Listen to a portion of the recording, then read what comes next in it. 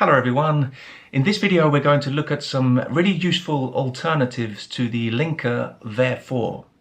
Now therefore is what we call a conjunctive adverb, and we use it to refer to consequence or conclusion in relation to something previously mentioned in the text. So maybe something that was mentioned in the previous sentence or earlier in the same sentence. And it's a really useful word to use in your writing compositions for the Cambridge English exams, maybe the B2 First, C1 Advanced or C2 Proficiency. And it could be in the essay task or for your articles or your reports or your reviews or proposals or even in your letters. But often it's overused.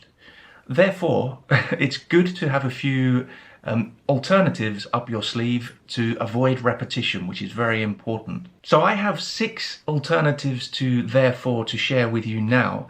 You will know some of them, but what I want to do in this video is start with the more formal options and then finish with the more informal options, because it's very important in the Cambridge English exams to use the appropriate vocabulary according to the register you're using in the composition. So if you're writing an essay or a report, for example, you should use a more formal register, and therefore you should use a more formal alternative to therefore. And it's very important to be consistent with the register throughout your composition. So for example, if you decide to use a more informal register for one composition and then you use a formal alternative to therefore, that's going to lose you marks because it's not appropriate. You have to be consistent in your register throughout the text. Okay, with that said, let's look at the first alternative to therefore, and I would say the most formal,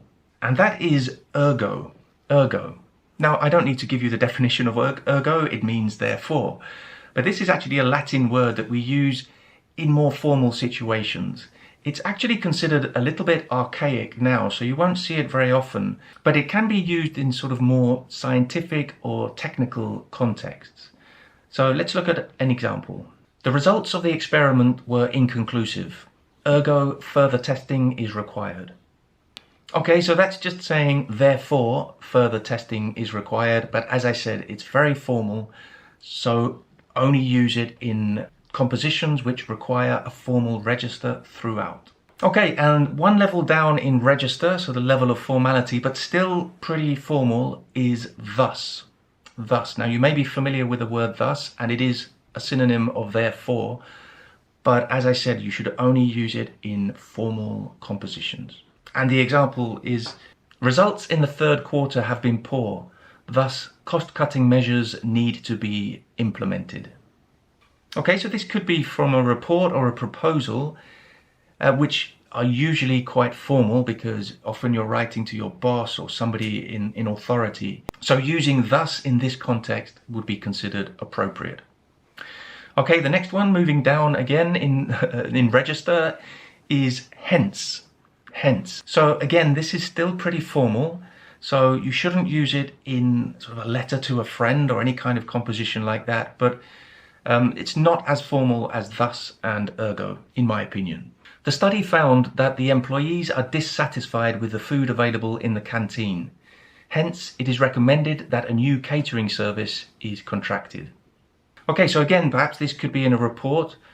So the study into the feelings or the opinions of the employees regarding the food in the canteen. So again, quite a formal register because this report is probably for a boss or the human resources department. It has to be in a formal register, so hence is appropriate. Again, it basically means therefore. Okay, now moving into slightly more informal alternatives to therefore, we have consequently or as a consequence.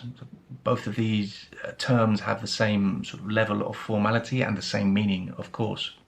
So the example sentence, Tottenham Hotspur only won 3 matches last season. Consequently, they were relegated from the Premier League. Apologies to all Tottenham fans, of course that wasn't true. Last season wasn't that bad for you, but it wasn't great, but you can probably guess which football team I support. But yeah, consequently here is It's not very informal, you know, it's still used for writings. We don't usually use it in spoken English, in sort of colloquial conversation, but it's definitely less formal than ergo, thus, and hence. So consequently, or therefore, they were relegated from the Premier League. And the next alternative to therefore is for that reason, or you could say for this reason, of course. I've always loved nature and wildlife. For that reason, I decided to move to the countryside. Okay, so yeah, this is getting more informal now. This could be a letter to a friend, or it could just be a conversation, actually. It doesn't necessarily have to be a written text. So I'm saying here, for that reason, so the reason that I explained in the previous sentence, you know, I've always loved nature and wildlife. For that reason, or therefore, I moved to the countryside. Okay, and the last alternative to therefore, you know it very well. It's the most common and definitely the most informal. You can use it in informal writing compositions, but also in spoken English, in conversational English. It's very common, and it's so.